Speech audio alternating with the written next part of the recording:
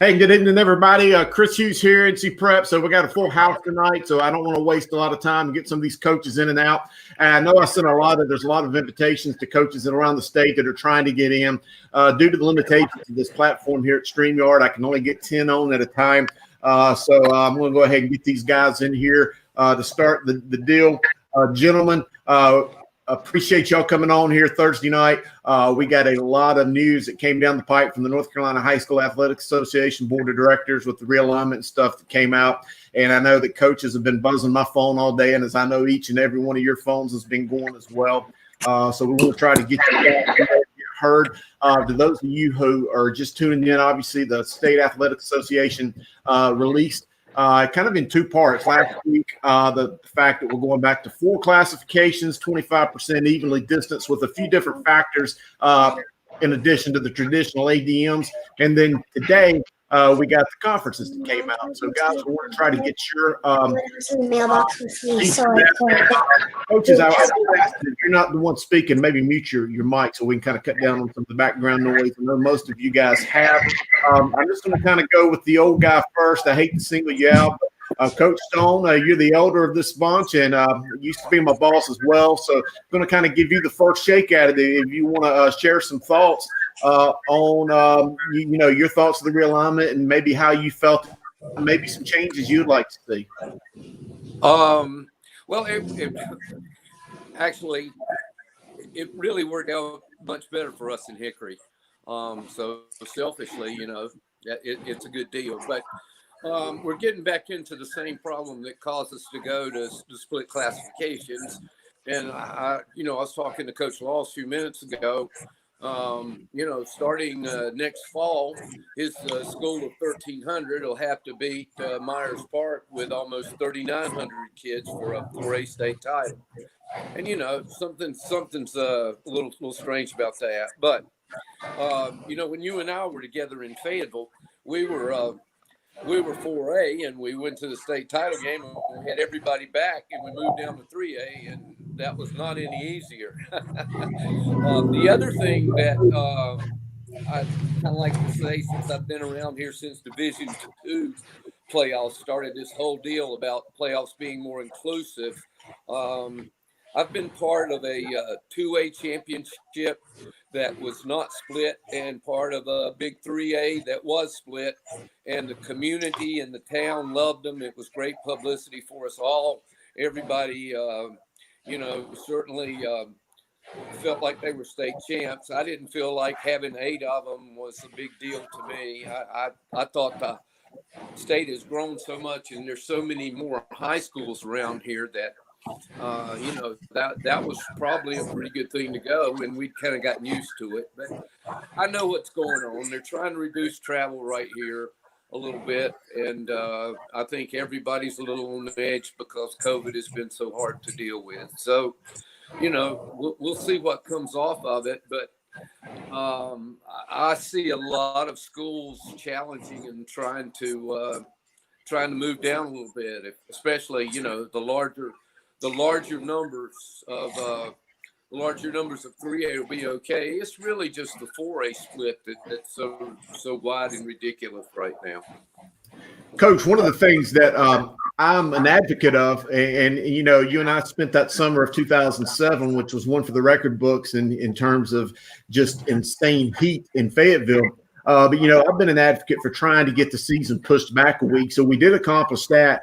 But what are your thoughts with the potential of doing, and this again for you, Coach Stone, of doing 10 games in 10 weeks with that 9th game, or if you play a 10th game being an endowment game? Hey, man, don't take games away. If you want to cancel some practice time, I'm okay with there.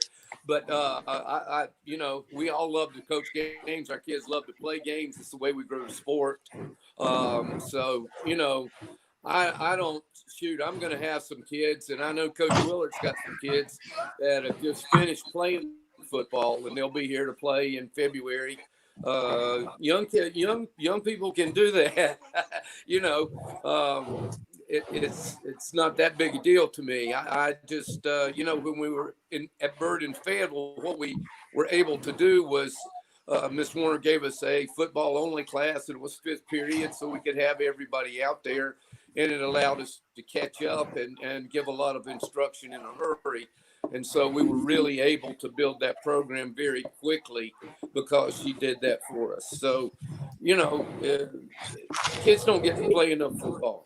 I mean, they play other sports. They play a bunch of them. Lord knows they play basketball and baseball. But, it's hard for kids to get enough on-field experience. There are a few travel leagues, and there's a few men in every area. In fact, I see Coach Brewington trying to grow the sport through youth football, and we all got to, that's the way to roll with it. I'm 65. I figure I got 20 more years, so you guys got to learn how to do this stuff, man.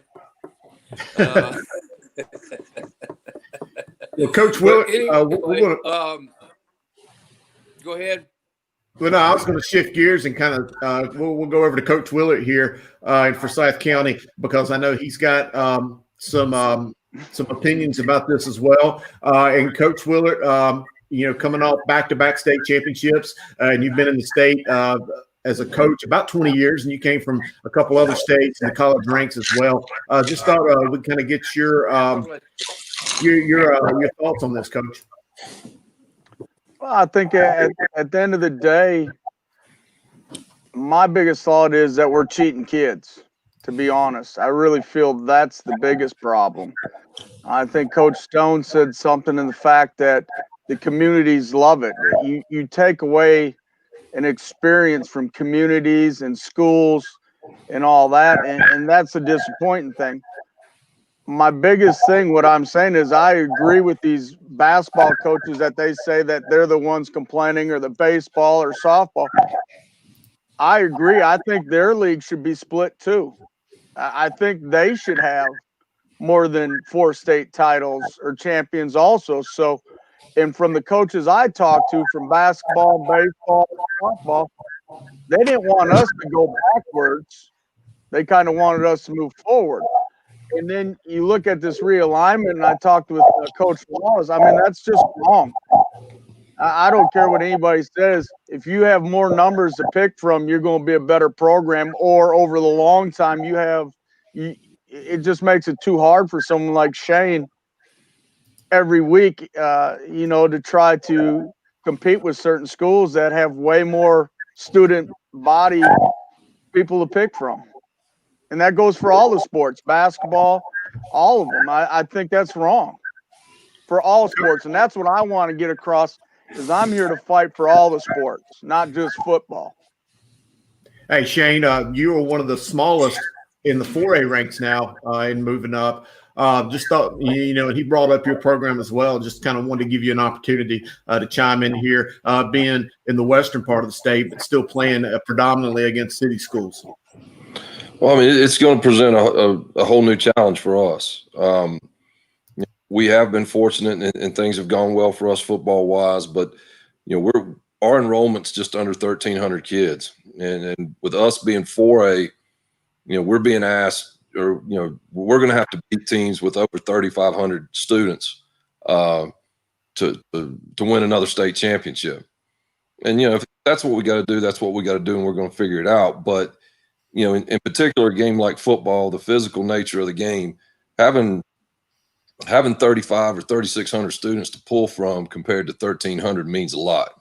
And it's, I understand that we had a chance to vote on this earlier in the fall, and participation wasn't quite what it needed to be to get us into a situation where we could be 5 or go to a 5 or 6A classification. It's my opinion, and this is just a football coach's opinion. We're at the point now where superintendents and principals and coaches and everybody has had a chance to see how this whole thing was going to shake out. And now we know the details of what's going on. Let us vote again. Give us another opportunity to vote, because just like some of these other coaches have already said, 4's not enough. four's not, and if 8 was too many, fine, but 4's not enough. And I agree with Coach Willard. Why, if football could have 8 state champions, why couldn't softball? Yes. That's, but like I said, 1,300 kids. I've got 1,300 kids up here on the mountain, and we're going to have to go to Charlotte to play somebody that's got 35 or 36. I don't care how you look at it. When you look at that on paper, that's just not right. And I think, Chris, the thing that Shane just hit on, I hope the key thing is we can all come together, and I'm talking from the high school association, the football coaches, basketball, and re-vote and do this right. Because if we set this in stone for the next 2 or 4 years, we've cheated out a lot of communities, a lot of parents, and a lot of kids. So I hope my biggest thing is that they will re-vote. And this is a major decision that affects the whole state of North Carolina. So that's my end game in all of this, Chris. Agreed. And I'm going to bring another guy to the screen, coaches, and everybody else. I see you in there, and I know we got a lot of coaches trying to access the studio. So keep trying. We can keep 10 in here at a time. In fact, my co-host, Miss Dina King, is trying to get on as well. So hopefully we can get Dina on here. But I'm going to bring Coach David Gentry, head coach at Murphy. And Coach Gentry, you were also on the NCHSAA board just a couple years ago. And I know you've got some strong opinions about this, and kind of being the dean of coaches in the state and having about as much experience and knowledge about this as anyone. I'm really anxious to get your opinion of this, Coach. Back when they went 1A, 1AA, they were looking at a lot of the 4A and the 1A. There's so much discrepancy of the numbers, like Shane said, between 4A. You got 3 times the number of students you got that you got to compete with, and in 1A, it's about the same thing. It's about 2.5 times to 3 times, and I don't mind 2A and 3A. You got less of the amount of kids to go. And I don't mind the baseball and softball and everything else.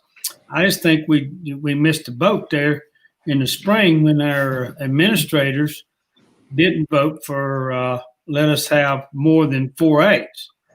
And that would eliminate some of this problem that we're looking at today.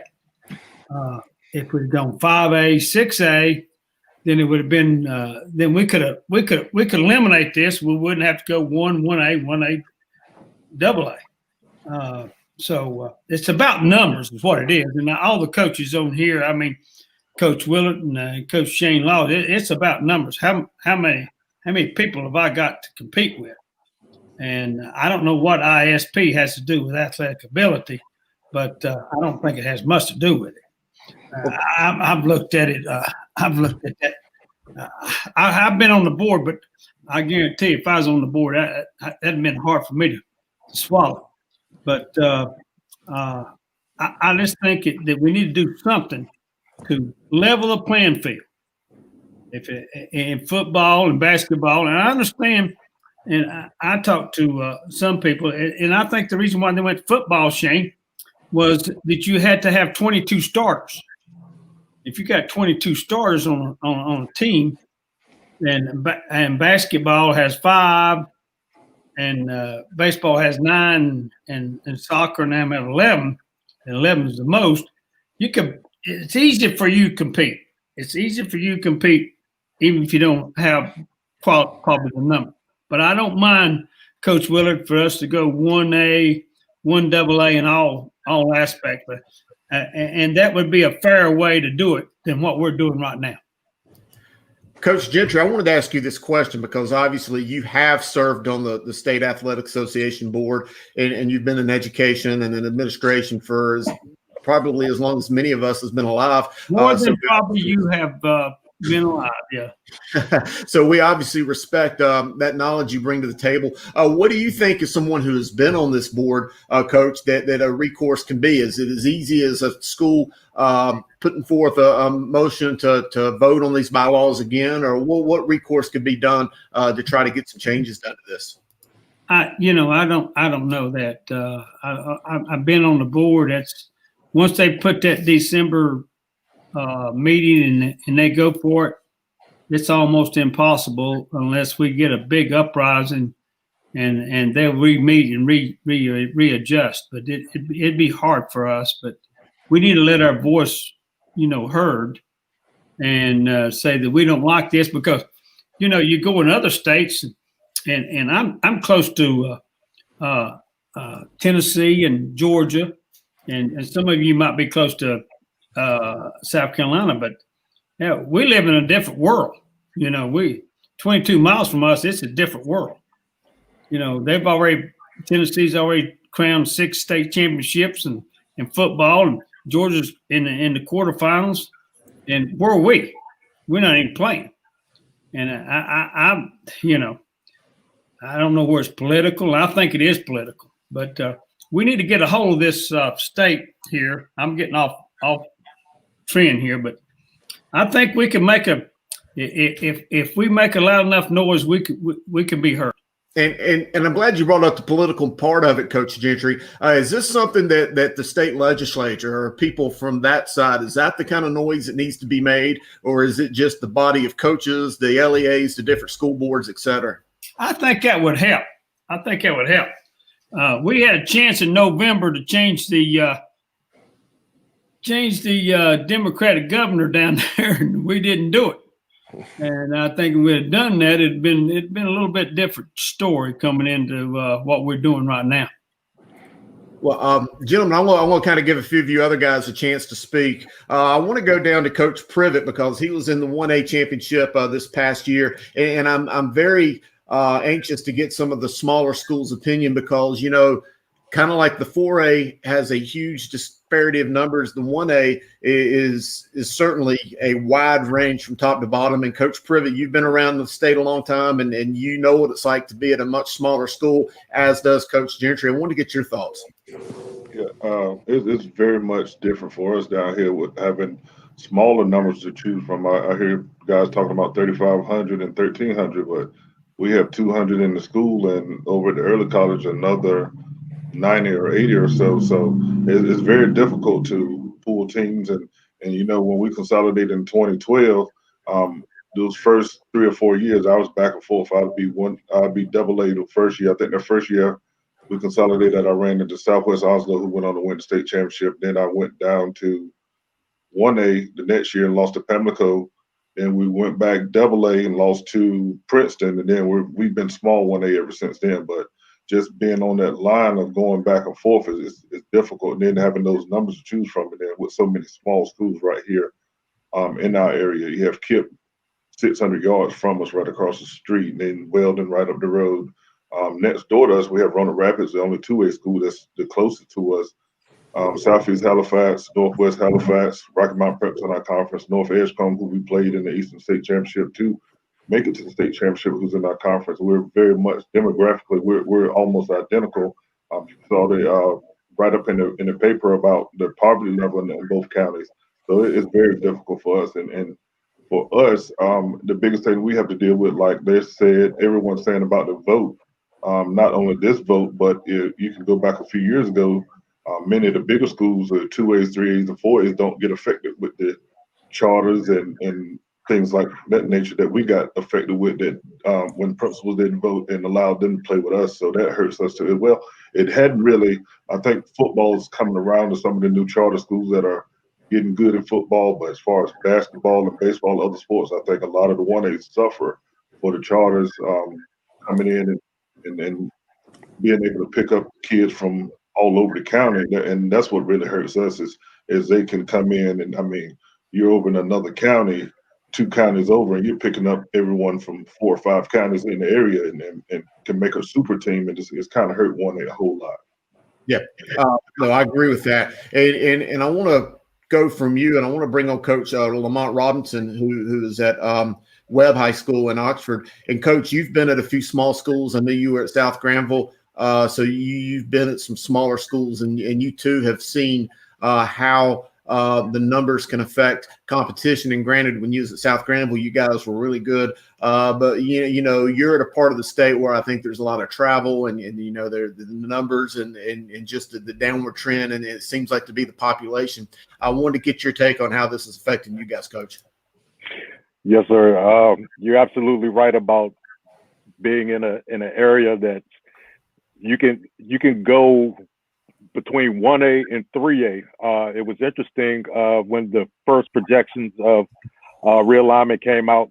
South Granville was a 3A school, and I was extremely surprised at that when we saw it. And I think everybody's trying to figure out this new formula for doing realignment.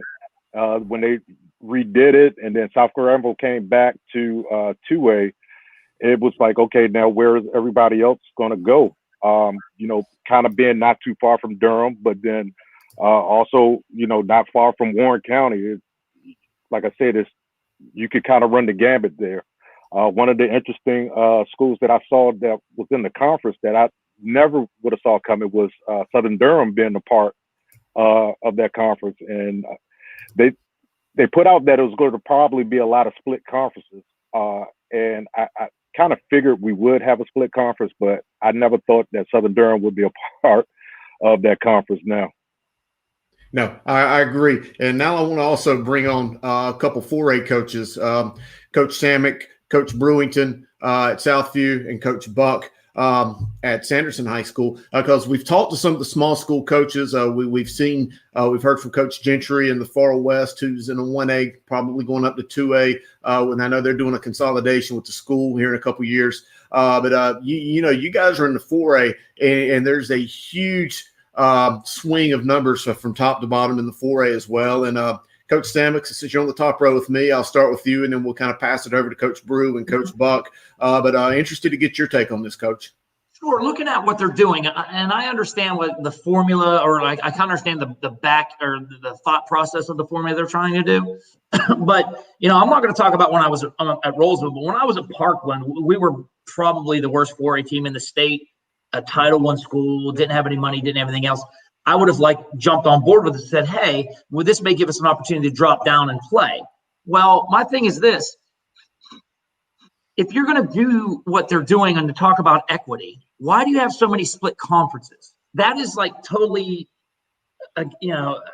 contradicts what they were talking about. So I don't we're at Rollsville. We have 2,400 kids. We're going to be in the biggest classification no matter what. It doesn't matter. But all these split classes. So if you're talking about equity, why are you talking about these split classes? Now, this actually could go back down to the 1A and 2A schools. Somebody brought up charter schools. Well, we want to talk political. Well, here's the other side of the aisle. In a lot of states, your private and charter schools actually have a factor where they have a multiplier factor because they don't have guidelines, or they don't have school lines or district lines or anything like that. I don't think that there's any way in North Carolina that you can just come out and say, well, hey, we're going to give Charlotte Catholic a multiplier, or we're going to give URE Charter a multiplier because they don't have district lines. So I just don't understand what they said they were trying to do or wanted to do. If you look at what they've done with these conferences, it totally contradicts everything that they were talking about. So that's just very confusing to me on how they set this up. Realistically, who we play is who we're going to play. We're in Raleigh. We're going to probably play Raleigh schools.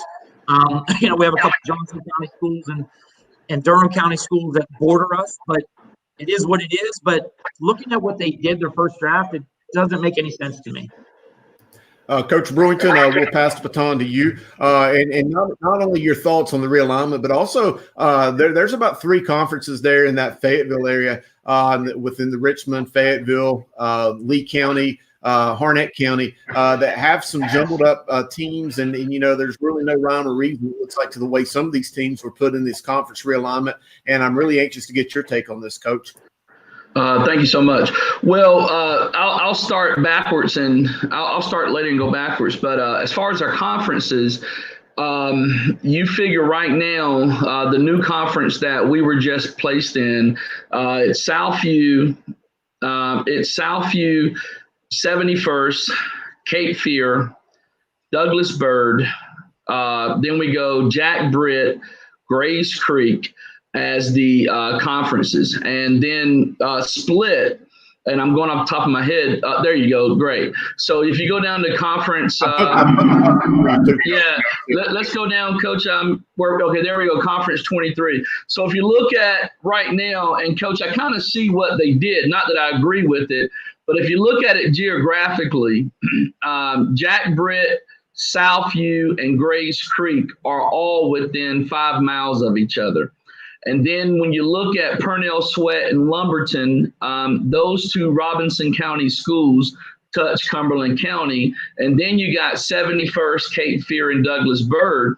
Well, Douglas Byrd will be the highest school north, with Cape Fear being the furthest school east. But now if you look at Conference 23, if you can put that back up there, Coach, real quick.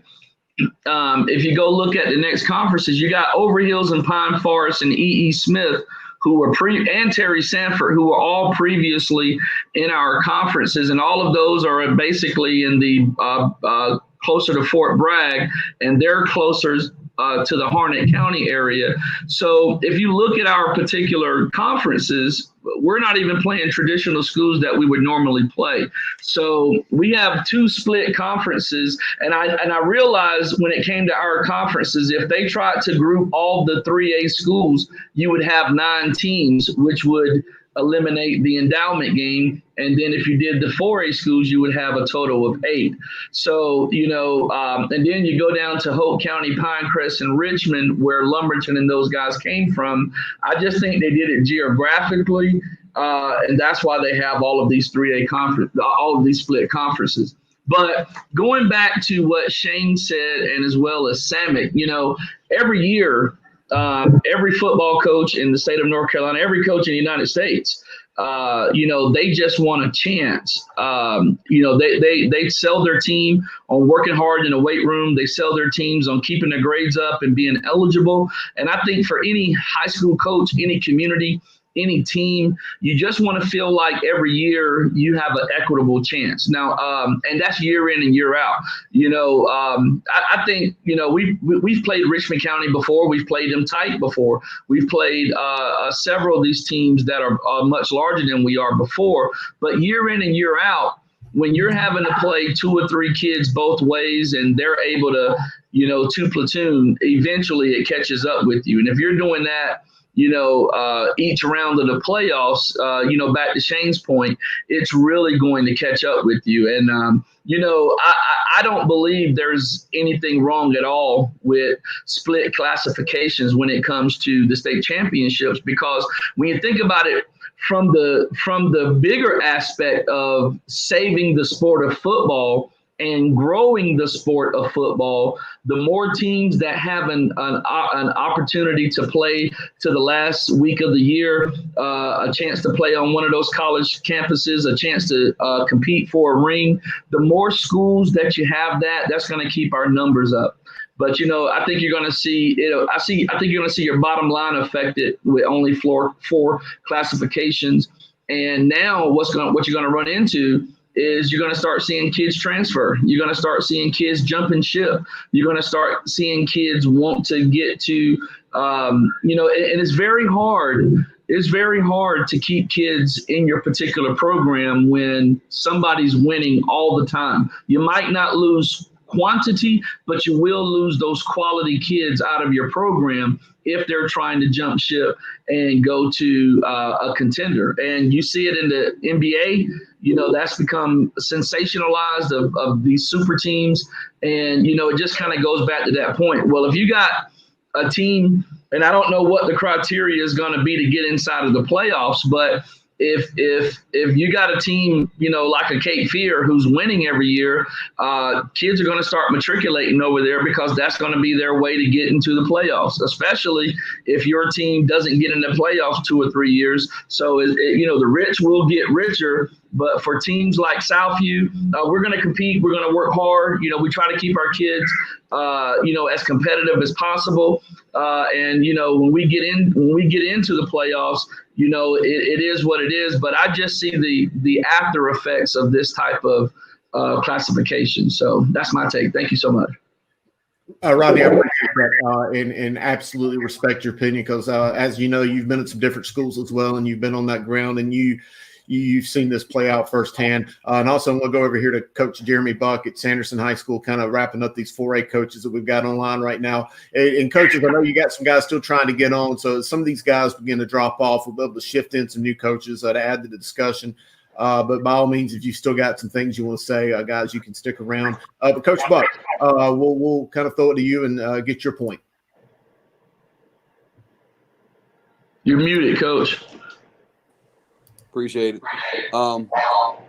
I agree with everything everybody said, and I think overall it's just a lot in the last 10 days, right? They hit us with this no subdivision, and then they throw these conferences at it. And in Wake County, let's be honest, it's not going to change a whole lot, right? Everything around here is going to be kind of the way it is. There's not going to be a lot of room for maneuvering just because of locations and this, that, and the third.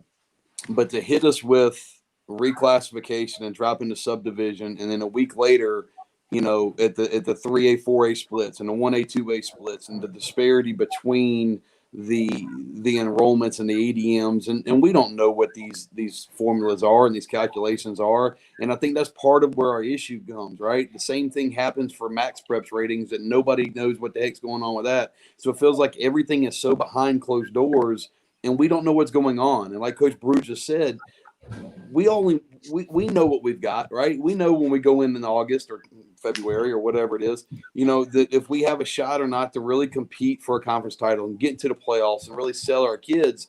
But we're selling our kids because we want them to push through adversity. And yes, we want to have an opportunity to win, but when you keep throwing these adversities and these challenges, it's a challenge. I mean, it makes it hard on us to keep the ship steady. And the coaches, like Coach Gentry and those guys out there in the mountains and having to travel and having to play, Coach Laws, I didn't realize, as he said, I think he's got 1,300 kids. And, we've got, I think I checked the other day at Sanderson, I think we have right at 1,700 kids in the building, in our conference, everybody's got roughly 24 to 27. So yes, we have a disparity in our conference, but knowing the fact that we could play tough and get some experience and have an opportunity to go into the playoffs at the small 4A level was what we were gearing up for, right?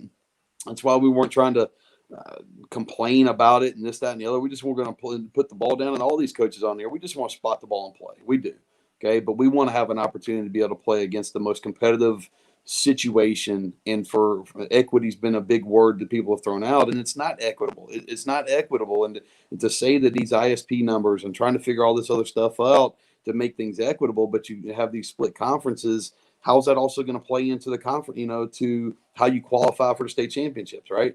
For the playoffs. If you're in a 3A, 4A split conference and you have two teams in the conference like they do down east with New Bern, I think DH Conley, how is that going to impact things, up here in Wake County? How's it going to impact things, in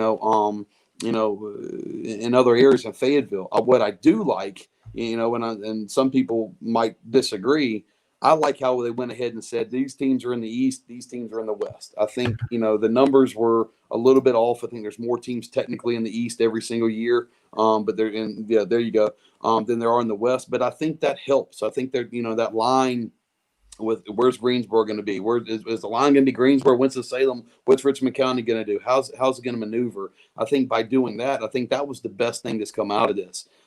If they were going to go down to the no subdivision deal, that should have been disclosed. I mean, if that was an option, something on the table, that should have been disclosed, in my opinion, and put out to these administrators, these people that are in the decision-making process, so they could come to us or ask if they wanted to ask our opinions about what we thought. I think, certainly 5A, and I think 6A ball tremendously helps because it brings it condenses the numbers, especially with these charters, and we have to be selfless about this whole deal. If I think just about Sanderson High School, I'm being selfless. I'm just being too selfish about us. It needs to be about the state. We need to think about how does this impact at the 1A level? How's it impact up at the big 4A level? Like what some people said about qualifiers and stuff. This has to be almost a major overhaul to get us to where things are fair, and that's all we want. We want fair opportunities for our kids to compete.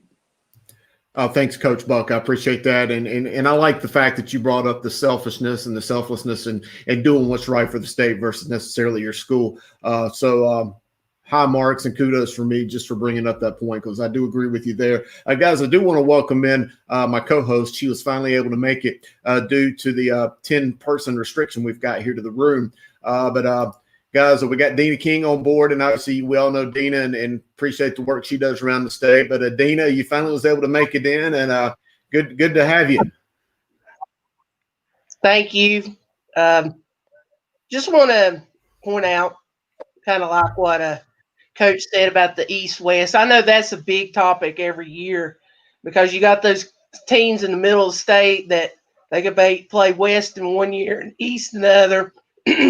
And with me being more familiar with the small schools, especially in 1A, when you see the teams in Columbus and Hopton and North Duplin and stuff traveling to Allegheny and the Smoky Mountain Conference, that was kind of ridiculous. It was just I was a member of the Starmount team that went down to South Columbus in a 4-hour drive for a state third round matchup. So I'm glad that has been changed, and I agree with a lot of points today. Obviously, 1A and 4A have the most discrepancies. So I would not be opposed to at least 6 classes. That would help a lot. But the main line is getting all these schools to vote on issues. And me and Chris, me and you talked. I think there may need to be some monetary penalties for these schools that don't vote on issues, because we seen it a few years ago when they were voting on the Charlotte Catholic, Bishop, Cardinal Gibbons issues. The small schools voted, but the bigger schools didn't, because it really didn't kind of affect them. And it's just they got to vote. You got to vote. Yep. I agree, Dina. Well, guys, I want to get to Coach Brett Hickman. He's been patiently waiting, and I know he's got some great ideas. I was at a meeting Monday of the Eastern Coaches Football Association, and he had some ideas and was very vocal and very involved with those guys. So, Coach Hickman, I want to finally get you on here, and anxious to hear what you've got to say, and I appreciate you being on tonight. Yeah, man. Appreciate it, Chris. There's so much to unpack here. First of all, wholeheartedly agree with Coach Willard. I won a state baseball championship when I was in high school, and to our community down in Shalhoub, I'm coaching at my alma mater. That was great. I don't think it changes anything if you're 3A, 3AA, whatever. Also take this from somebody who is recruited in college football the first 8 years of my professional life. Why does Georgia, with roughly the same amount of high schools, why are they okay with 8 state champions or whatever their number is, and they separate the private and public, or the charters and the non-charters and the multipliers and things of that nature? The one issue we would have if we just go to 6 classes straight up is the fact that we've just got so many geographic anomalies in the state, and we're one of them. We're locked into we have roughly 1,500 kids, but we're going to routinely play, the New Hanover County schools, who've got 400 or 500 more than us. Now, it's not as big of a deal for West Brunswick as it is South Brunswick and North Brunswick, who are down closer to 1,000 kids, and who are, they're down here playing Laney, who's got 1,200 more in the same conference. And if you go to 3A, 4A, 5A, 6A, our league would be a situation where South Brunswick would be 3A, North Brunswick and us would be 4A, and Topsail would be 4A. Where do schools that are these geographic outliers go without being one class apart? I've heard a issue. I've got to give credit to Jeremy Joyner over at South Lenoir, is actually to go to 3 classes, divide the state into thirds, and subdivide all of those championships. So essentially you still have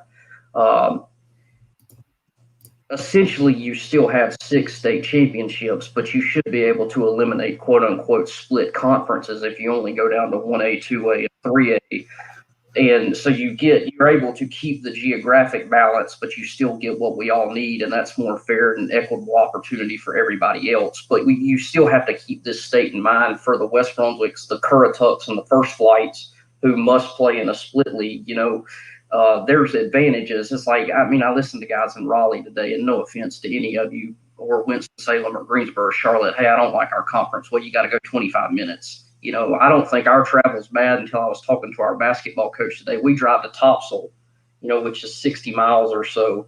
And he's like, gosh, that's a haul. Well, he's coming from High Point Central, or he's driving to High Point Andrews every day. So it's a little bit different, but we kind of understand that because we've been doing it for 20 years or so down here. As Brunswick County's grown, we grew out of our natural rivalries, which were the White Bulls and the South Columbuses of the world. And as the population of Brunswick County's grown, we've had to go, you have to go there. So I'm not as big of an opponent of split conferences, I think, of everybody else as it relates to 3A, 4A, or 2A, 3A. The biggest problem I saw with today is my father was a 1A high school football coach before he took the job at West Brunswick. He was at St. Paul's back before consolidation of all these schools in Robeson County, and it was St. Paul's and Orem and Littlefield. And, well, you still have some of that in pig country, as I call it, with Hugh Martin at North Duplin or Joe Salas at Hobton. And these places, man, I have a real hard time seeing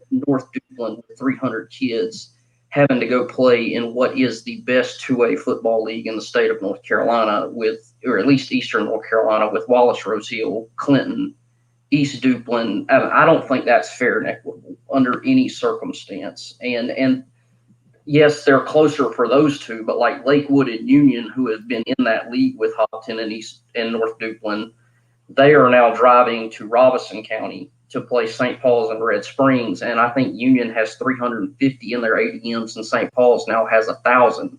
So they're driving an hour and a half to go play somebody with 600 more students. You know, let's fight for the little guy a little bit more. And I know the state is against this. I know, I understand they are, but football is a different animal.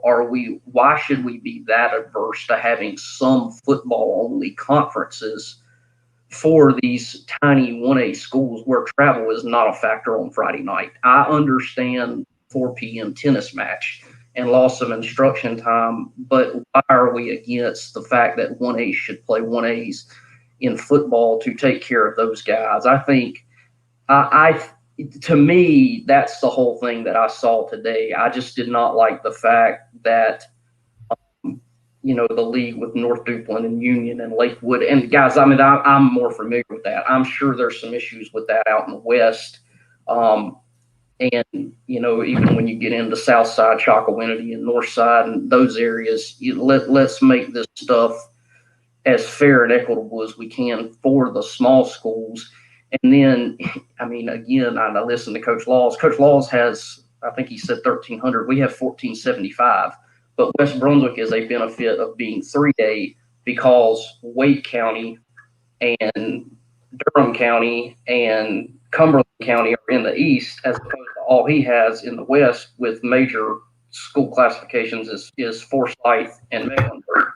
So because his 175 less people don't pay for free and reduced lunch, he's got to go play Myers Park when I get to play people my own size. And, I've been around this state my entire life, and I obviously love it. And our association does some great things. I don't think anybody is arguing that, but we got to get the state championship thing right, and let's do it for all sports. Coach, we'll you back on, and now we got Coach Snow and we got Coach Laws here as well still. Snow, Willard, I'll let either of you go to kind of react to what Coach Hickman said. But his comments kind of fall in line with some comments I had with both of you guys on the phone earlier today. And I saw you shaking your head a lot, Todd. I'll kind of let you get the first take at this.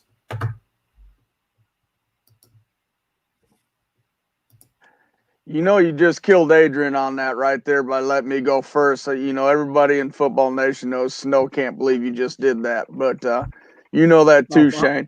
But no, I think Coach is right. The biggest thing is we got to be for everybody.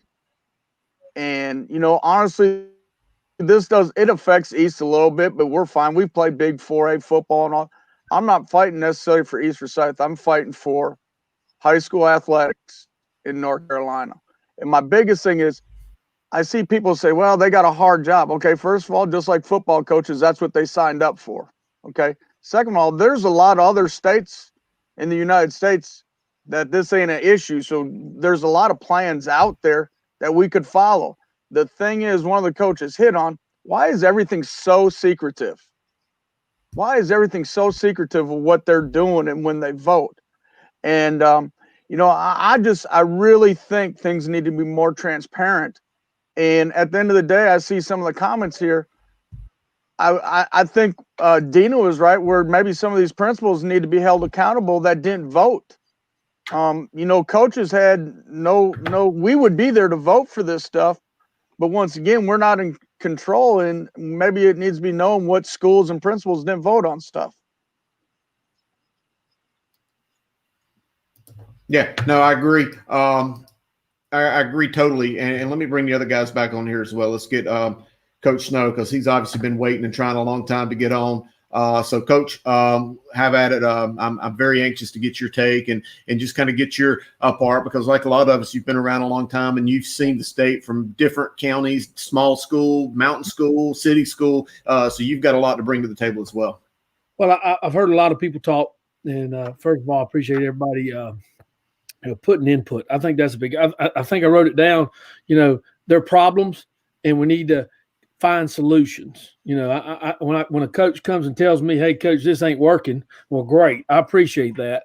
But give me a solution. Tell me what the solution is. Coach Hickman hit on it. I think one of the things I think we could do. I like the 3 classifications and then having splits at that point. As a school at West Forsyth of 2,400 students, you know, when they put the vote out, I was a part of it. I didn't vote, but they asked my input, and through my input, I looked at the question. And it's just, I think I said this to Coach Till yesterday.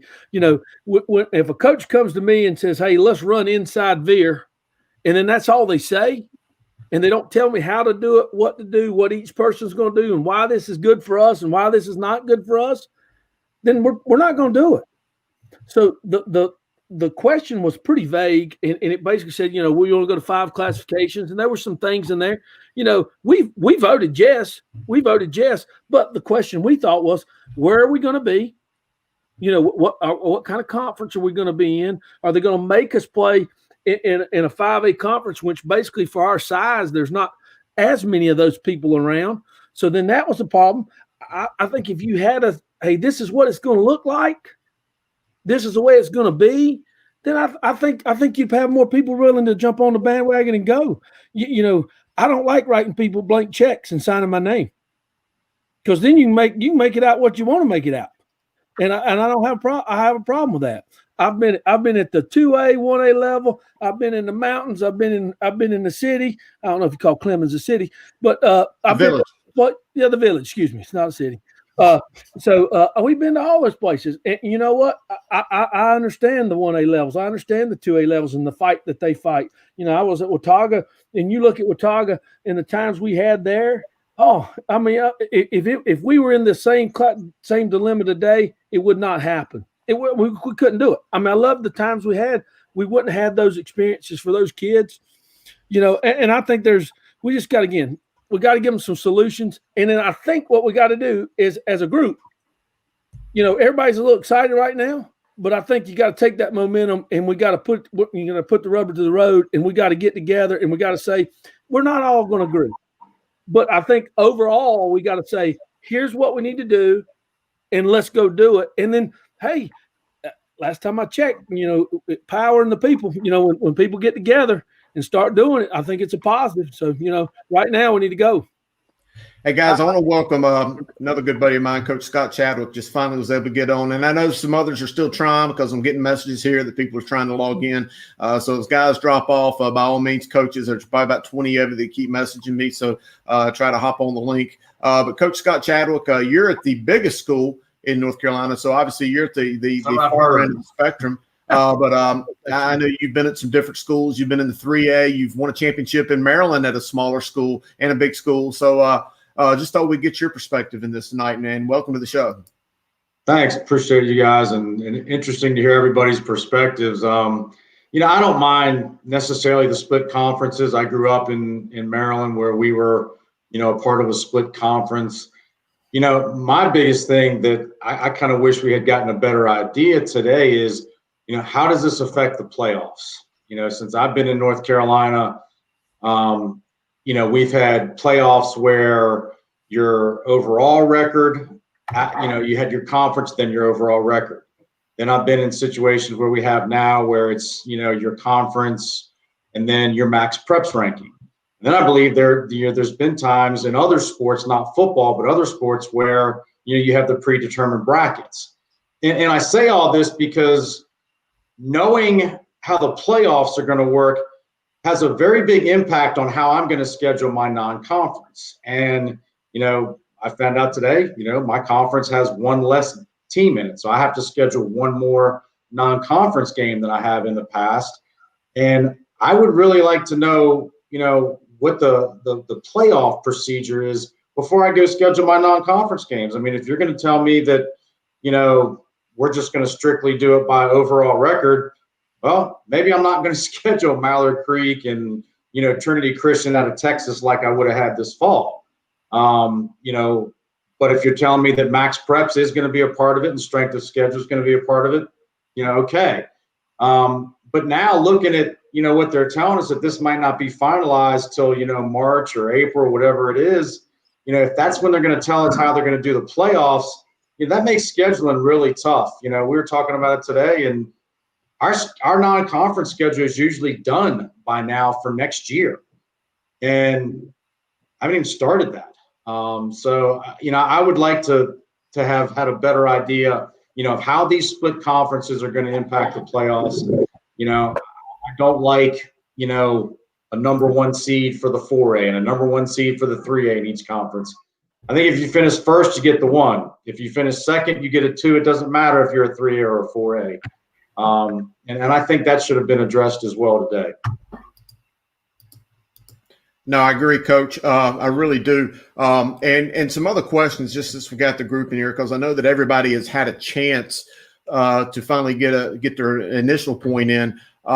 Is I just kind of wanted to throw some other questions up, and some of you guys have already answered this. One of the ones, should we subdivide the playoffs or not, or the 4 championships enough given the member school count? I think most of you have said that, and even I did not like the 8, and I'll be the first to say that I wasn't a fan of 8 championships because I thought that was just a little bit too watered down. But with that being said, I think 4 is grossly too small given our state number. If you look at states around the country and some of the other states in similar size to us, I think 6 seems to be that sweet spot in number given what we have. And, I just want to open it up to all of you, just a chance for you guys to chime in and either speak up or raise your hand however you want to. If some of you guys, it looks like you're muted, but hop in and I'll just take whoever wants to take first grab at it. Yeah, as a guy who is coached at a 3A, 4A league, I do not agree with Coach Chadwick's idea that a 3A team, if we finish second, should be seated behind a 4A team. I strongly disagree with that but I do agree with the fact that we got to know what the playoffs are going to look like, because it totally factors into how I want to schedule my 3 out of conference games. Because if you're going to penalize me, why should I go across the state line and play North Myrtle Beach, who just played for a state championship in South Carolina, if you're going to do it by overall record? Why shouldn't I go play a 1A or a 2A school? So, I'm with him 100%. I do think this is speculation on my part.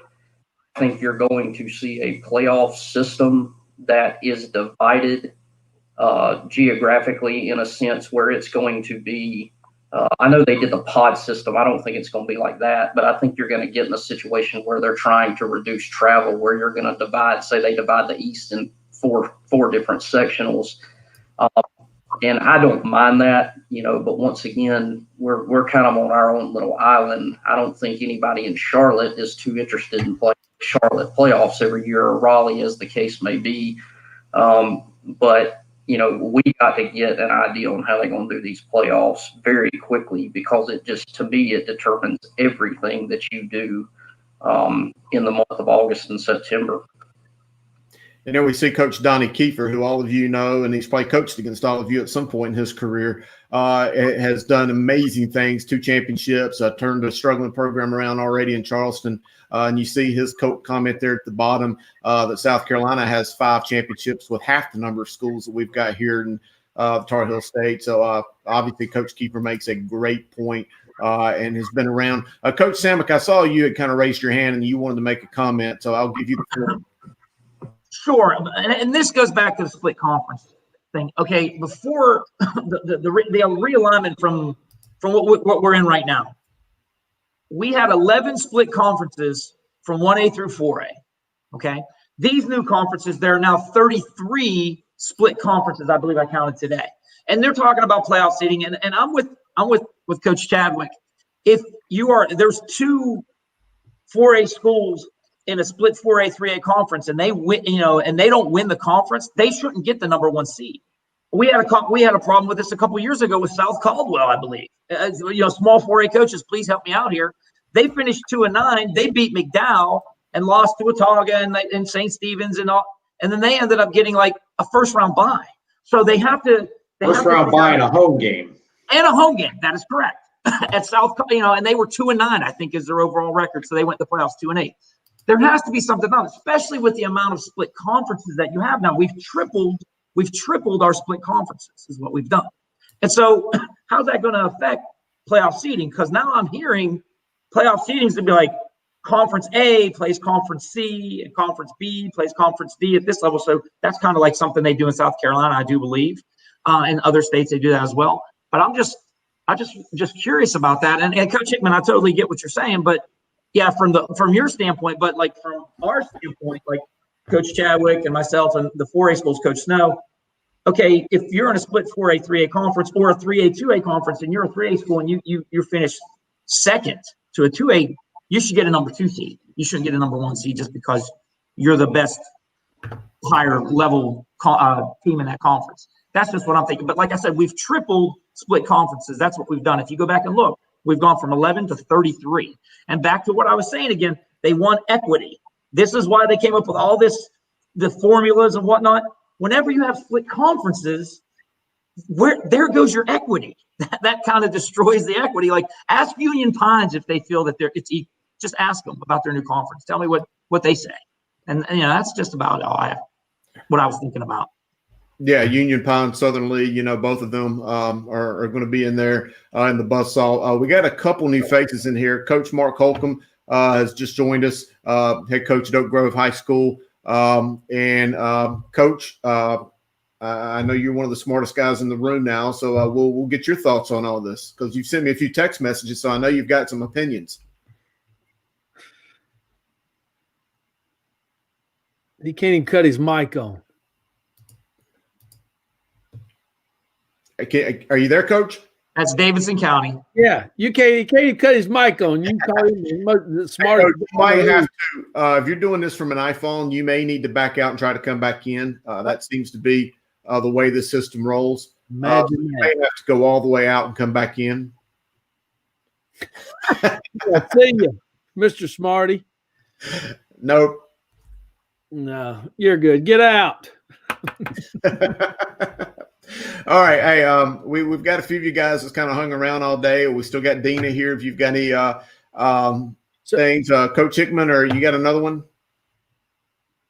No, I was going to let somebody else get in and say goodnight to my children. Oh, okay. Well, we appreciate you getting in and appreciate you being a part of this. You brought some incredible ideas to the floor tonight. See you guys. Y'all have a great night. And there comes Coach Holcomb. You got us now? No. No, he don't have us. We have him. He's muted. All right. Smartest man in the room. Can you hear me now? We got you. So I'm like that. In the room. I'm like that Verizon commercial. Can you hear me now? Can you hear me? All right. No, I just had a comment about the number of talk about the number of people voting.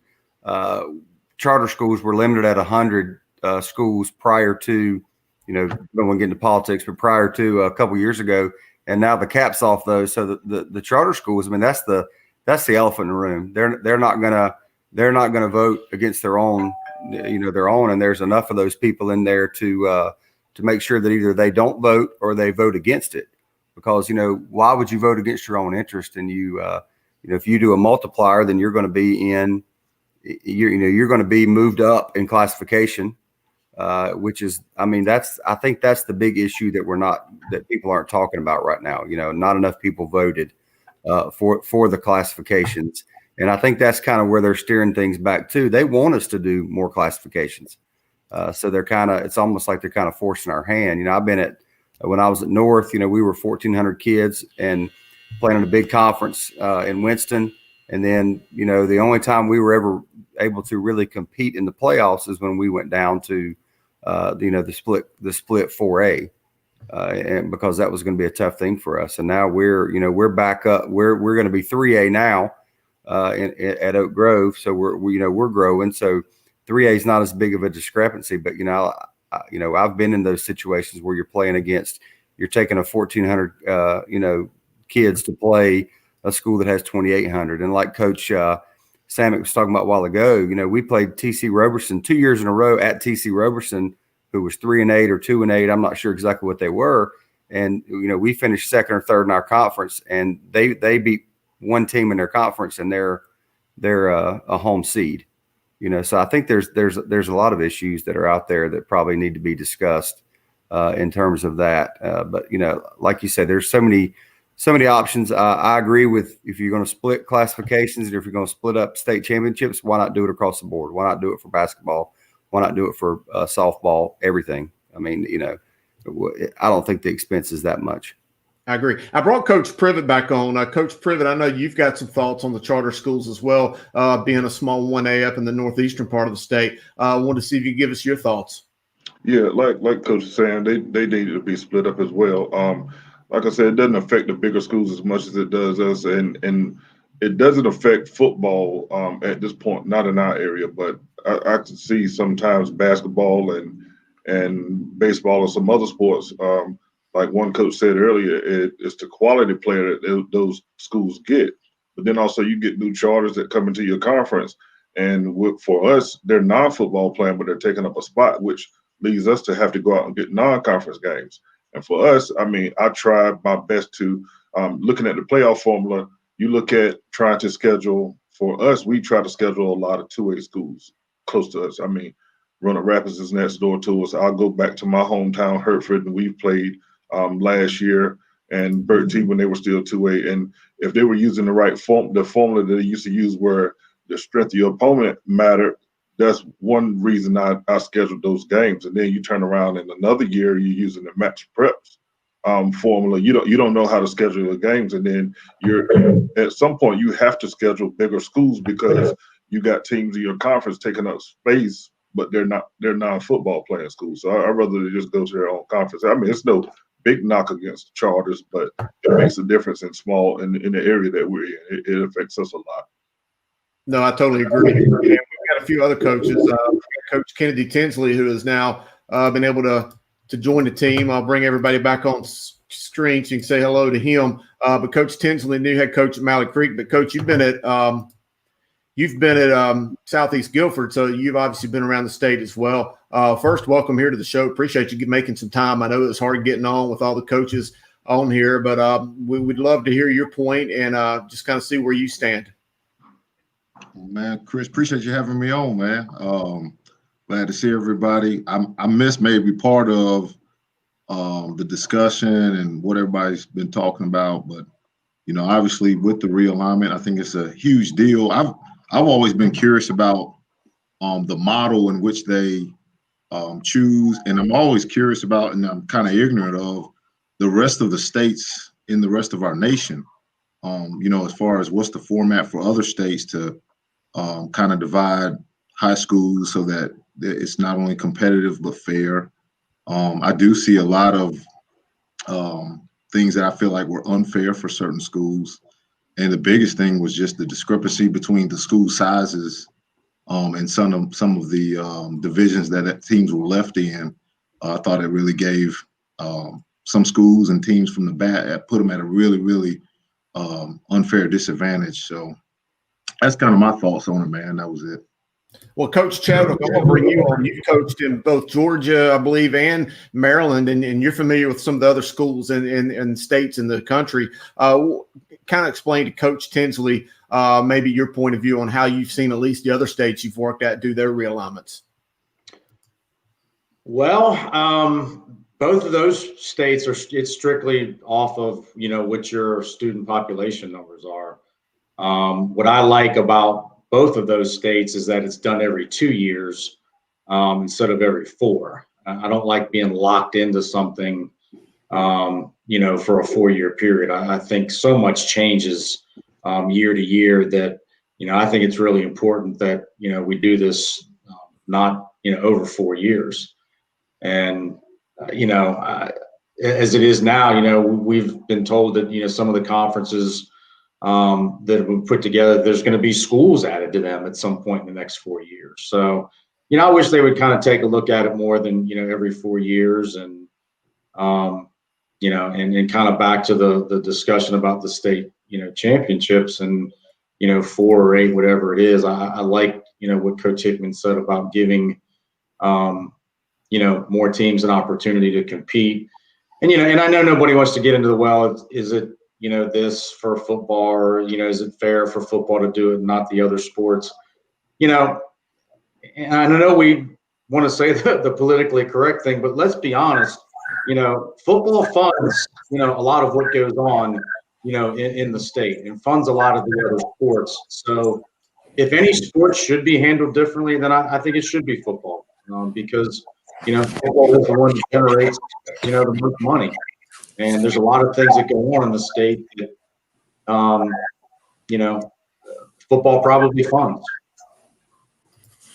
No, I agree.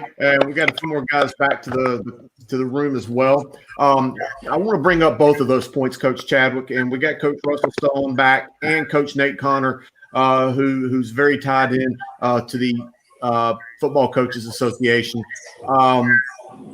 My question is we've got a couple things that have been floated around that may or may not come out. This has come out officially. We've all heard the 10 games, or with one of them being an endowment, but is it going to be 10 games in 11 weeks or 10 games in 10 weeks? And the rumor I've been hearing, and I don't want to spread rumors, but, the thing we've been hearing is it could be 16 games in 16 weeks now. And Coach Snow, I know you've had some questions about that. I'll let you start with this, but I'd love to get all of you guys' opinion on it. Well, first of all, I think they love to sit and tell you, don't schedule games. Guess what? I've already started calling. No, we're not going to do contracts. We understand that. We got gentlemen's agreements. But at the end of the day, I love Shane Laws, went to school with him. He's like me. When you've been pretty successful, I mean, Coach Tinsley, Chadwick, I mean, all those guys, they ain't a lot of people calling you wanting to play. And so basically what you end up having to do, it becomes an issue of trying to schedule games. And I think a part of what they're trying to do is say, can we get this done this year? And then maybe we could go to the 2-year plan, because if they could do it this way, they could get it done. So if you're not scheduling, I think that's something that, now granted, they say we ain't going to do contracts, but you got to do that. But if they go 10-10, and you play in the finals, you're going to play 16 weeks straight. That's crazy. But they said, no, we might go 10 and 11 weeks. Then you're going to go back to 17 weeks. You can go back to 17 weeks, which is what they wanted to get away from, correct? So if you go 16 weeks straight, I just don't, we talked about safety the other day. We talked about safety. We want to be safer, right? Is this plan going to be safer? I don't know. I think that's and we might not play 16 games straight. I'd love to, but then again, it's like that's crazy. And I was just told, I just got a text message from somebody who I consider that possibly is in the know, and he said it's going to be 10 and 11. So we'll see. But then, with the start date being pushed back a week, and I don't think this is on their agenda, nor do I think they necessarily care. But then all of a sudden, it puts your state championship games same week as the Shrine Bowl again. So that brings up another conundrum right there. Coach Connor, you just got on here, and I'd love to get your thoughts on this. And I know you tried to get on earlier and you couldn't, and I appreciate you trying back. But Coach Nate Connor, DH Conley, welcome here, and we'd love to get your thoughts on everything. Thanks a lot for having me, Chris. It's a pleasure to be on here with all these great coaches and just to be able to share a voice. But talking about what we're talking about right now with as many games as they're cutting us down to 10, and the whole thought process I thought with that is we need to get less games. We're talking about player safety and everything else, but then they go on and they add another round of the playoffs. So like Coach Snow says, if you're going all the way through to the state championship, you're still playing the same amount of games, and so it's counterproductive in that way. So how can you say your number one thing is player safety, but then you're still playing the same amount of games if you're going to the state championship? Playing an NFL season is the same problem there.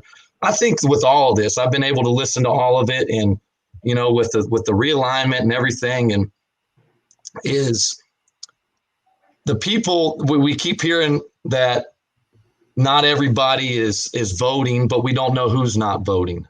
But then you get on here and you hear people that say, it's not going to make a difference. And nothing against that. It's not going to make a difference if we vote or not. We're going to be stuck in this situation. So maybe those are the people not voting, or maybe it's the charter schools that don't want to be affected. So the people that aren't voting are not affected in this situation, and it's hurting all the people. And obviously every time a decision is made, not everybody's going to be happy with it, but from everything I hear, the majority of people are not happy with it, and the people that maybe aren't voting are the ones that might be happy with the situation. And that is what it is, and we're going to deal with it however we got to. And we want to compete with the best of them.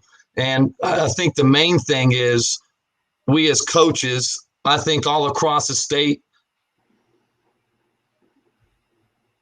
and all of sports, I haven't heard one person, whether they like it or not, say they don't want what's best for everybody. But the problem with that is we want to get a voice out there as coaches to do that, to make sure that we can come together and unite for everybody. But there's so much discrepancy in the information to be able to get the voice the right way to make something happen. We don't have all the information about how they go about doing this and the accountability. And I think that's where some of the challenges lie, that we want to make something happen, but we don't have all the information to make sure we do the right thing to change it. Great points, Coach. And you articulated that very well. And I appreciate, and you're the second person who kind of went in there and talked about, not necessarily what's better for your school, but what's better for everybody as a whole. We got another coach. Looks like Coach Russell Stone has decided to rejoin us. There's Coach Mufasa. And I'll open it up to whoever else. Coach Stone, you're back. I'd love to get your take.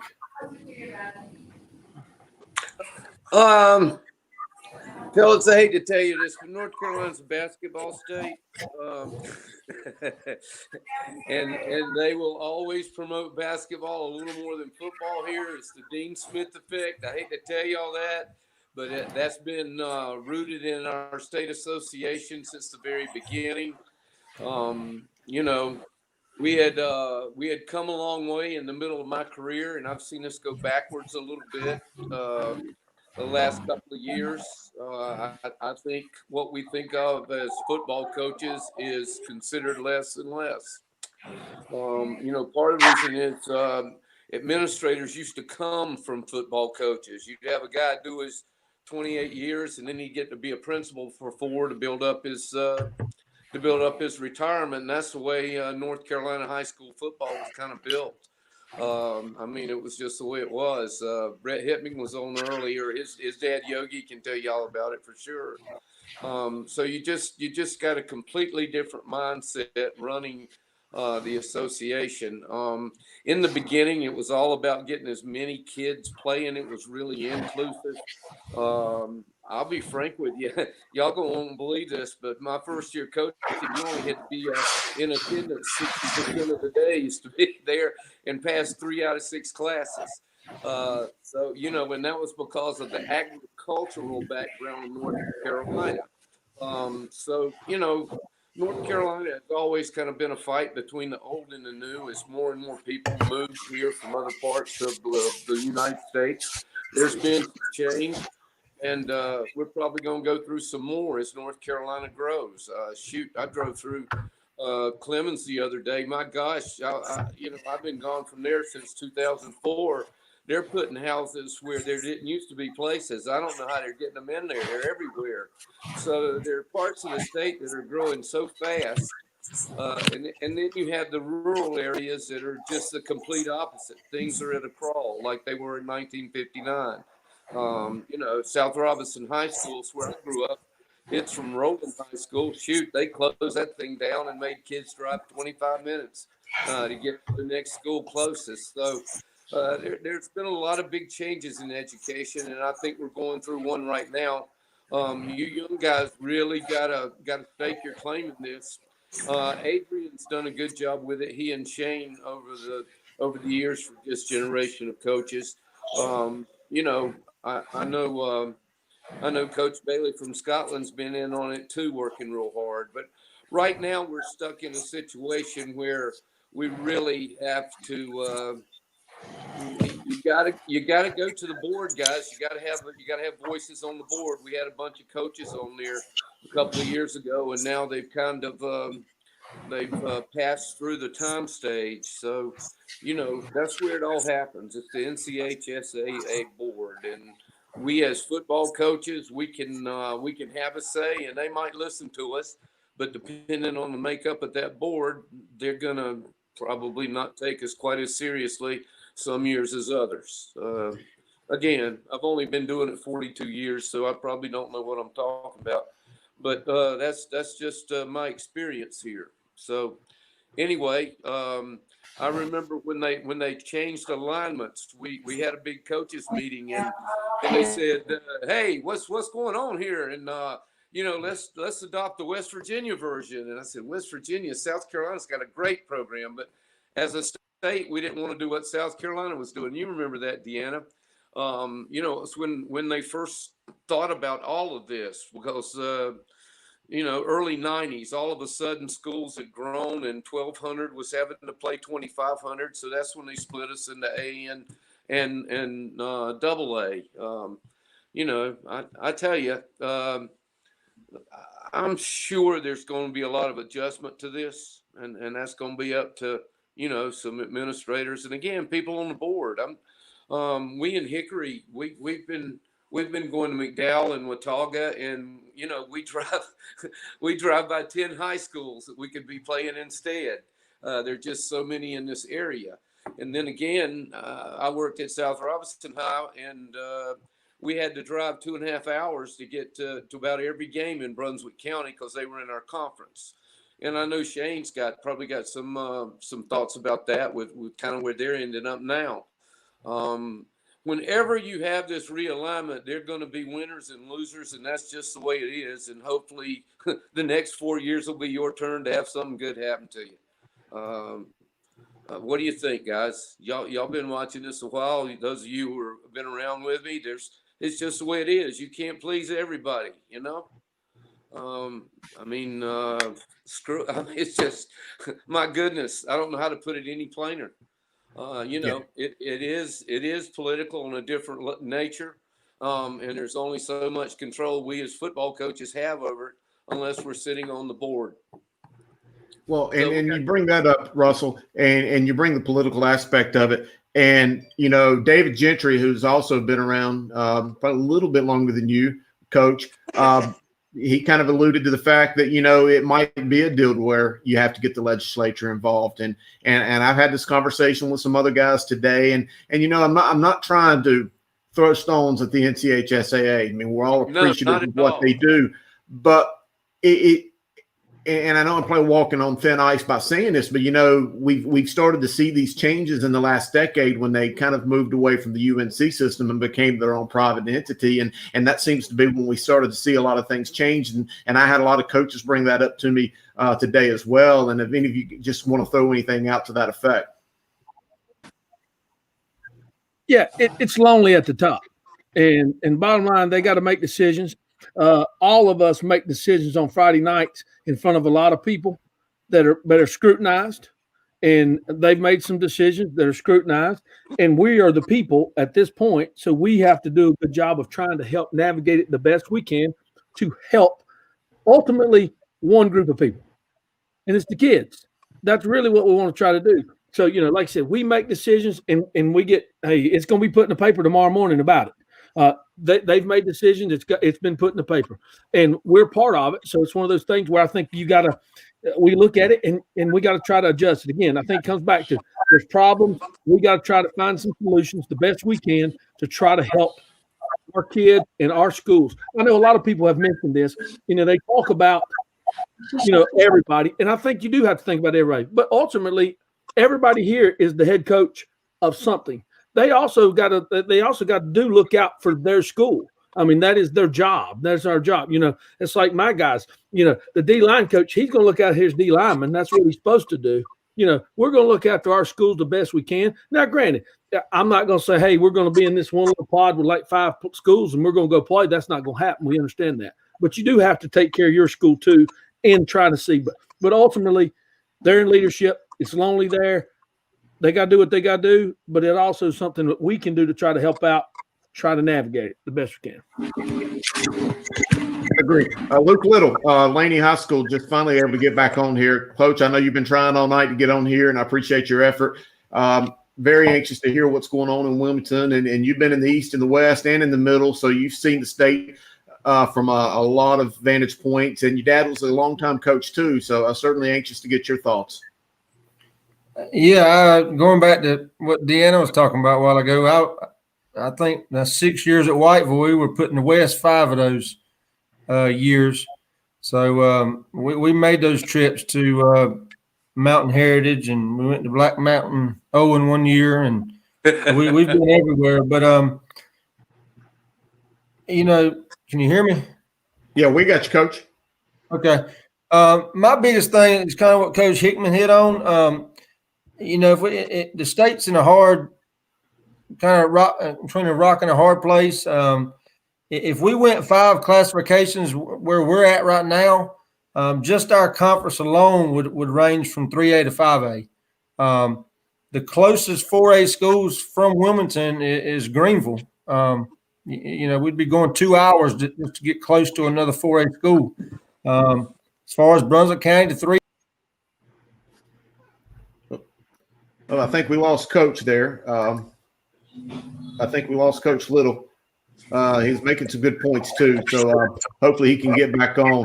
Any of you guys want to kind of hop in and fill the space until he's able to get back? I'll open up the floor to anybody. Well, I think the biggest thing is just are we continuing to progress? The issues we're talking about today were issues, back in 2000, 2001. We said there was a huge disparity with 1A and 4A schools and enrollment numbers, and it affected playoffs. So we went to subdividing. Then, several years ago, we were talking about there was such an issue with playoffs and these split conferences, and trying to figure out who's making the playoffs. We wanted to get away from split conferences, and we did. And now, what are we talking? I mean, what we've talked about tonight is now we've got a ton of split conferences again, and we're back to 4 classifications. And I mean, 20 years we're going backwards. So overall, I mean, the game in North Carolina is great. The game has continued to get better and better every year. There's a lot of great players and a lot of great coaches, but it just seems like we just want to keep spinning our wheels instead of continuing on trying to find ways to progress and the right kind of attention to high school football in North Carolina. No, I agree with that, Coach. Coach Little, I hope you see your rival, Coach Hickman's comment about your offense. I did. I don't know if it's the internet or me. I'm not real good at this stuff yet. But the last thing I was going to say is, has anybody thought of a way that we could play our conference schedules that or our conference alignment that they give us, and then go to 5 classifications for playoffs? We put so much emphasis on max preps that nobody knows really how that works. But is there a way we can play? I can play my 4A, 3A league Well, there he goes again. I think I get the gist of what Coach is saying, though, because I've had another coach bring that up. What if you did do the 3 classifications and subdivide, and, you play your geographical-based rivals within your region and your conference, and, you may be in a team, West Forsyth might be playing Davie and North Davidson or so on and so forth. But then come playoff time, you're going to be seeded based off the ADM for playoff purposes, but not necessarily in the same conference. I'll throw that out to you guys, and I think that might be what Coach Little looks like he's back. But if any of you guys want to add to that. Well, Chris, if you don't mind, I wanted to chime in. It's crazy because I've been in North Carolina the majority of my time coaching, but I started out in Virginia, and I still have a lot of friends that coach in Virginia. Especially being from the DC area. And I just went back to go look at the playoff format in Virginia, and over almost 20 years, it hasn't changed much. And since I've been in North Carolina, the playoff format, it's changed so much. And I think we just have to find a system that works and kind of stick with it. Looking at class and regions, and then playing, they call them districts, but kind of keeping your conference, and then go with your region and go with admit numbers come playoff times. I think that would be a great idea. I will say, though, just one other thing, just kind of being in this 85 corridor, it was fun taking a pencil and paper, just jotting what conferences might look like in our area, because it could have definitely went either way. And just having the opportunity to listen to some of the coaches from the mountains and some of the coaches out east, where this really affects those schools. Now, it kind of blows my mind how big of a deal this is. And I just hope North Carolina at some point can find a system they can stick with and stay with that system for a while. I agree. I do agree. I mean, you make some solid points. We had Coach Little, and we lost him again. I'll open up the floor to any of you guys that want to hop in there and respond to Coach Robinson or to add your own 2 cents. North Carolina is growing so fast, and they're adding so many high schools. Jesus, I mean, it's just unbelievable.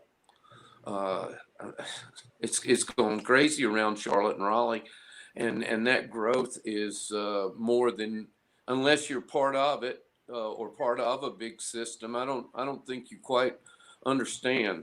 1992, I was at West Forsyth, and it was 4A, and that was it. But at that time, we were about 1,300 kids, and the biggest school in the state was 1,900, 2,000. And now the biggest schools in North Carolina are just under 4,000.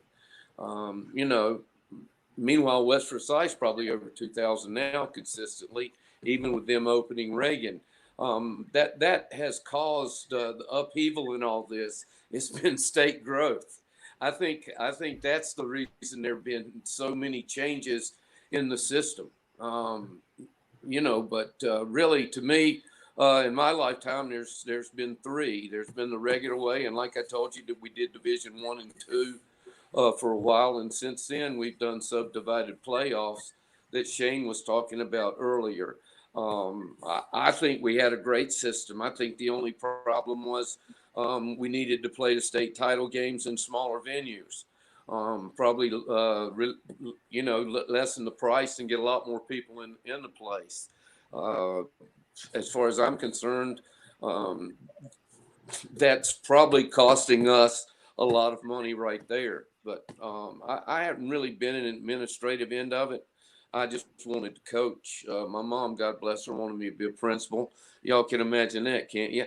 But anyway, you young guys that are going to be in it. This is 42 for me. I'm on borrowed time. Snow and some of my younger cohorts, it's their time to take the mantle and lead, and Shane and you guys, and then. Got a lot of good young coaches, but Nate, your father's been in it forever, and Kennedy, you've been playing football forever. I don't know you, and Mark Holcomb, he's been around since the jail was pink in Davidson County, and they used to send the policeman over to your sideline to harass you during the game. Multiple times. Let me ask you, Chris, of this group, what does the three classifications in splitting it in the playoffs?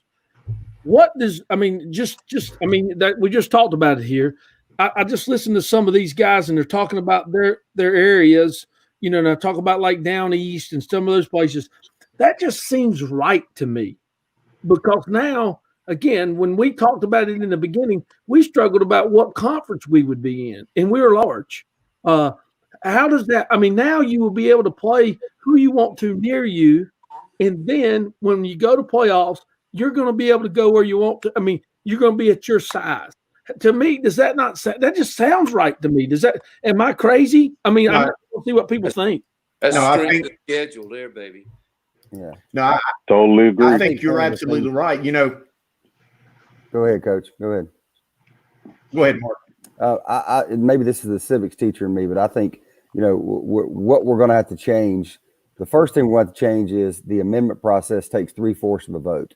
That's the first thing that's going to be changed, because I don't think you're going to get 3/4 of the schools to, especially including the charter schools and the quote private schools that are in our association. You're not going to get all those people to vote the same thing. So the first thing we have to do is we have to figure out, how do we get an amendment to be less, to need less of a voting? Does it need to be 2/3? Does it need to be majority? And then you can get into looking at all the other issues. But I think the first issue that has to be attacked is, 75% of the people having to vote the same thing. That's a lot. We don't even ask, we don't even ask Congress to do that. So we're trying to figure out how we can get 75% of the people in who are, some of them are concerned about basketball, some of them are concerned about football, some of them are concerned about golf, tennis, whatever it might be. Depends on what your school is good at. You're going to be concerned about that. So the charter schools that are, the basketball factories, they're going to be concerned about basketball. So that's all they're really worried about. Some of the charter schools don't even play. A lot of them don't even play football. So they're not going to vote in terms of anything football related, because they don't care about it. So we got to figure out how we can get an amendment introduced that will change that from the 75% or the 3/4 to something less than that. And then I think we can probably get something done. Well, very solid point, Coach Holcomb. I agree, because, and I had a superintendent tell me this, and this is a superintendent who just happens to be on the board. And he said that, sometimes sending it to the principals, he thinks is the wrong answer, because he, being a superintendent in a large system with 20 plus schools, he said he can email a principal asking for a response, and they might not get a response from a principal in 2, 3, 4 days, because as a principal, he's got so many other things to deal with, parents, teachers, and so much that athletics, and especially, things like that, is just so far from their radar at times. And he said it should have been an AD thing. But I agree with you. It's hard to get everybody to vote, but then again, the 2/3, you're right. That's tough. I wanted to add this, man. I get frustrated because of what our jobs is supposed to be. I think for us coaches, in order for us to get better as coaches, we actually go and look at what other coaches are doing, essentially models, and then we say, hey, here's what we can take from that, and we're going to try to use that for our program. Those little nuggets that we get from each other schools, colleges, NFL, and we bring it back to our school and we use it to make our kids better.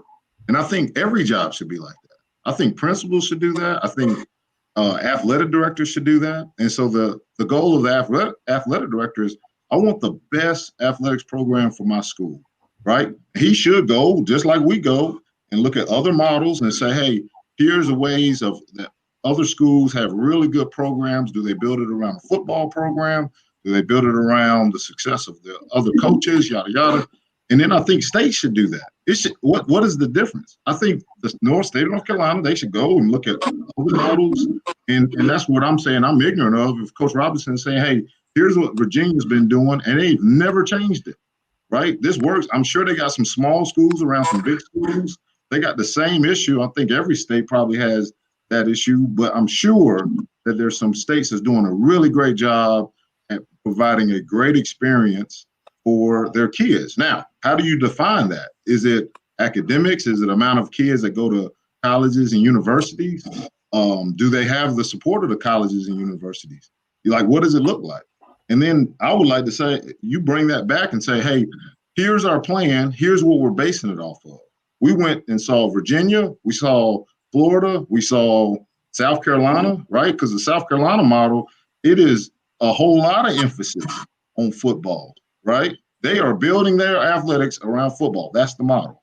What do you like about it? What don't you like about it?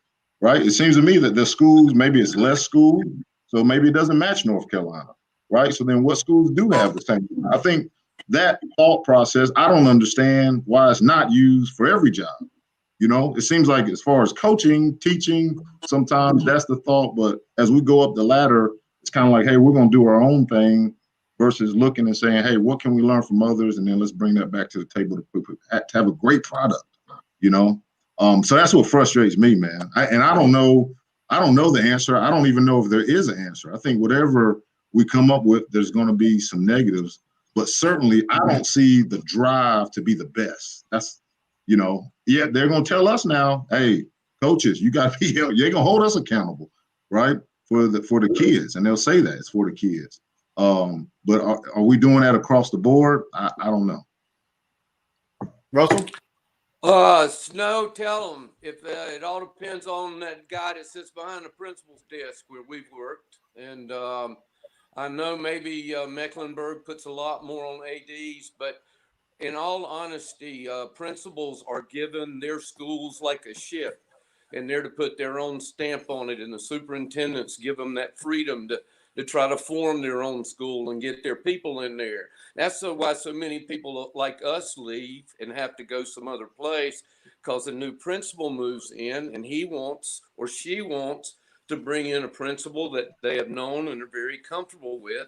And you might have been like the last year I was at Douglas Byrd. You know, we were only 11-3 and got told we needed to leave town. And, you know, Babe Howell went undefeated and won the state title in football and baseball. And they ran him out of Silva Webster one year. It can happen. Woohoo! But anyway, in my experience, it's the person that sits behind the principal's desk and what they want. And then in my situation, think of it, Kennedy, how many schools are in your system? There is one high school in my system. And, you know, I work for the superintendent, and it's very different from anywhere else I've ever been because it is a one high school system. And, you know, there's just so many different, North Carolina is so diverse. There's so many big places right now.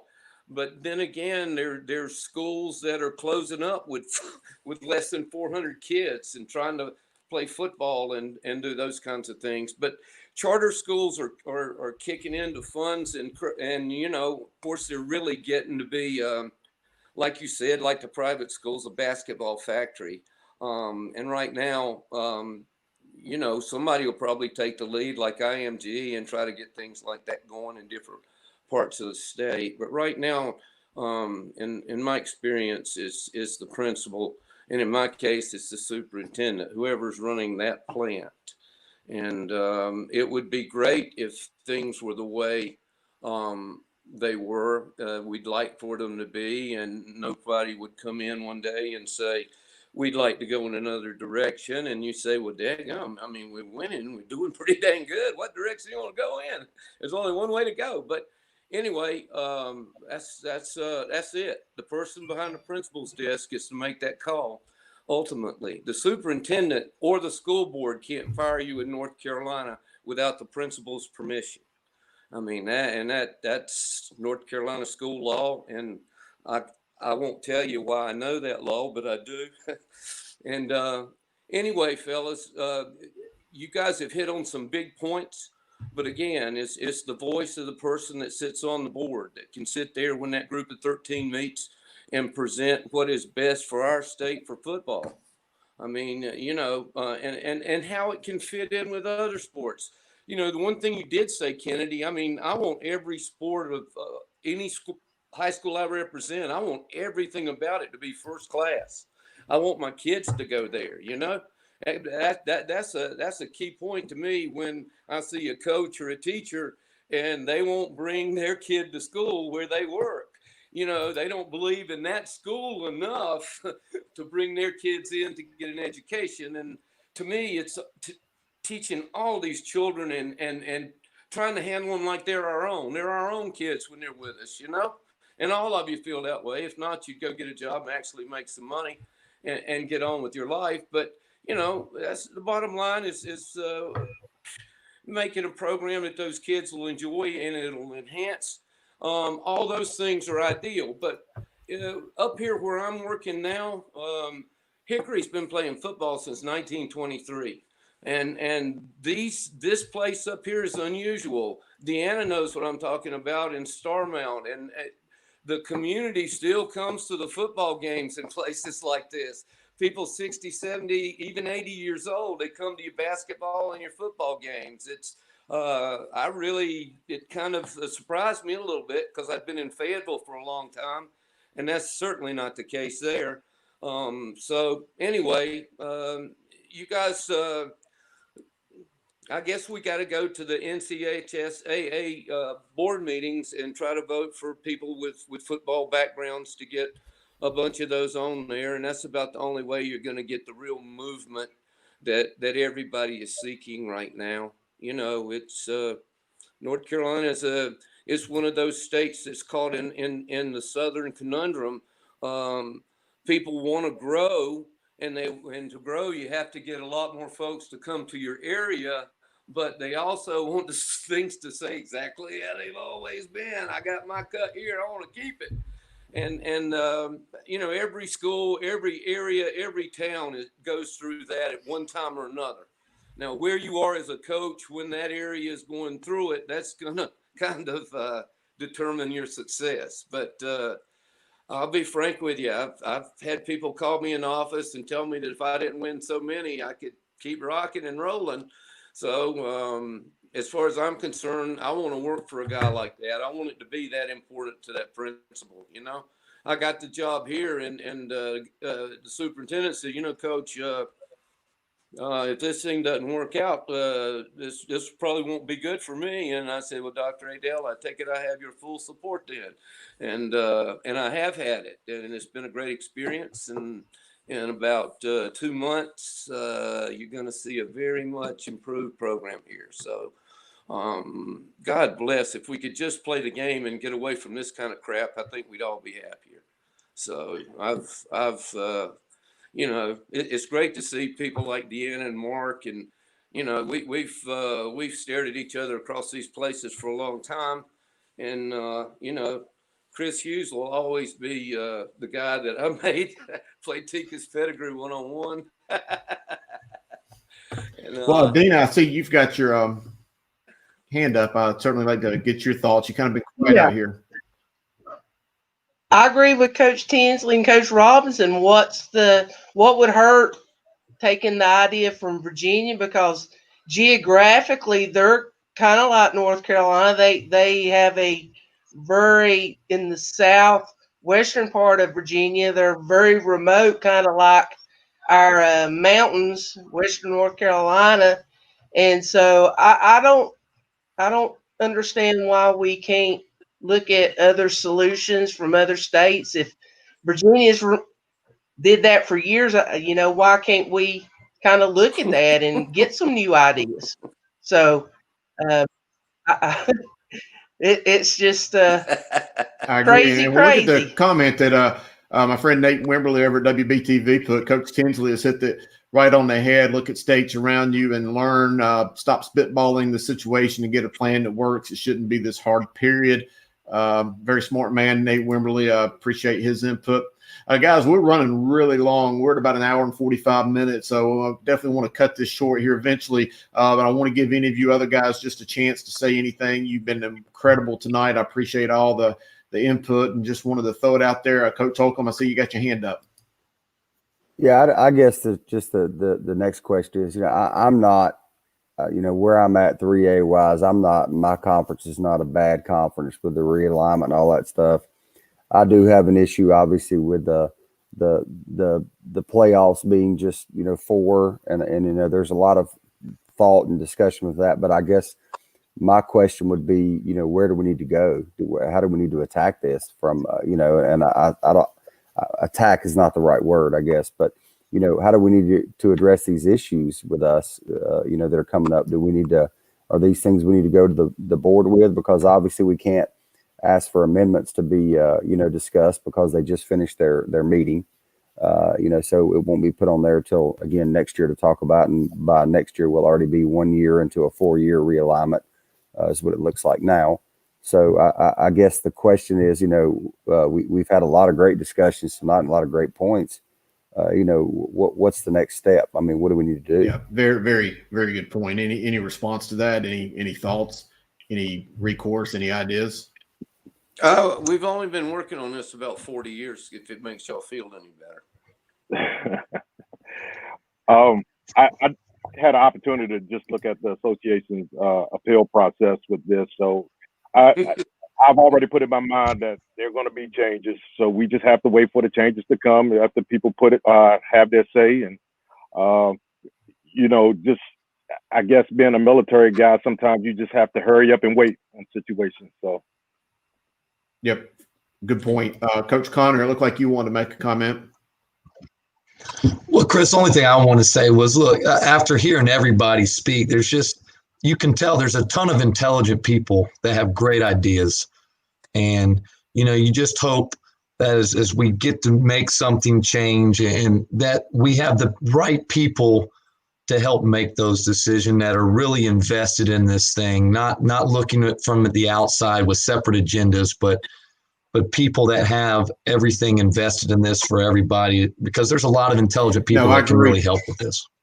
Yeah, I agree. And the one thing that I want to implore and I think this has been the underlying theme, but I still think that, a lot of coaches have their school's best interest at heart, and we all want what's best for the state. But I think you got to remember the kid is the number one person we need to look out for. Is just the kids that's playing, and the kids that are my age are going to be playing sometime here in the next few years. So those have to always be the top priority in anything that's looked upon.